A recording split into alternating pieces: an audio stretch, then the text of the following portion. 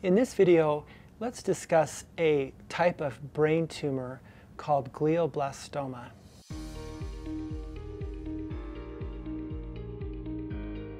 This past week, we had two patients come to us with what appeared to be a glioblastoma on their MRI scans. One patient presented with a new seizure. The other patient presented with some cognitive decline and headaches. I think that there are a few things that each patient and their families should understand if they are diagnosed with a glioblastoma as they plan and prepare for what to expect in the future and how to understand the different treatment options that are available. Glioblastoma, unfortunately, is a very aggressive type of brain cancer. It is a malignant tumor that doesn't spread to other parts of the body, but is invasive into the surrounding brain from which it is found to be localized in. Without treatment, glioblastoma patients survive an average of 3 to 4 months. With full treatment, the average life expectancy is 12 months.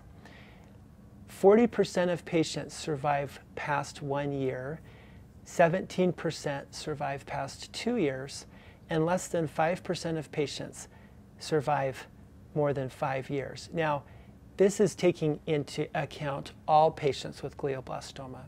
Patients that are younger with tumors in areas that can be completely resected would have a longer survival rate than a patient, for example, that was older and had a large tumor that could not be removed. Treatment involves 3 different modalities: surgery, chemotherapy, and radiation therapy. The purpose of surgery is, number one, to secure the diagnosis. So part of the tumor is sent to the pathologist so that they can then say, yes, this is a glioblastoma, or maybe it's something else. And then at surgery, we want to achieve maximum safe resection. Our biggest concern at surgery is causing a significant neurologic deficit, which would affect the quality of life for the limited amount of time the patient may have yet to survive. Once surgery is completed and the diagnosis is made, the patients typically undergo chemotherapy and radiation therapy. The radiation therapy is given every day during the week, 5 times per week, over 30 sessions typically.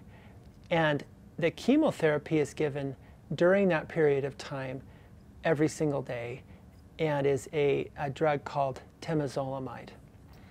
After the radiation treatment is completed, the patients will typically do 6 cycles of chemotherapy, which is given 5 days in a row and then 23 days off.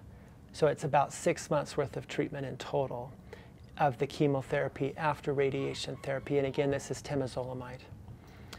When the patients recur, there are a couple of chemotherapeutic agents that are then used, and surgery could be considered again. Another option for patients with recurrence is a product called Optune, and it is a device worn on the scalp that creates an electromagnetic pulse to try to decrease the tumor growth, which was approved by the FDA in about 2015 or 2016. This information, as are any type of information that is sobering, important, I think, for patients to understand that the diagnosis is what it is. And I think if this is helpful, and I hope that it is, in making decisions.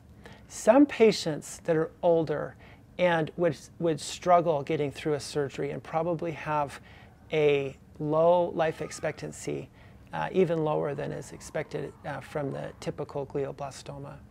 They may elect to do a biopsy just to confirm the diagnosis and some palliative chemotherapy and radiation therapy, but not the full aggressive surgery. Other patients would definitely be interested in maximum treatment and the longest possible lifespan given maybe a younger age and kids and family members that they want it to be there for. There are many clinical trials available for patients with glioblastoma, and some of these are encouraging with the early results, and it would be helpful to talk to your provider about available clinical trials. Thank you.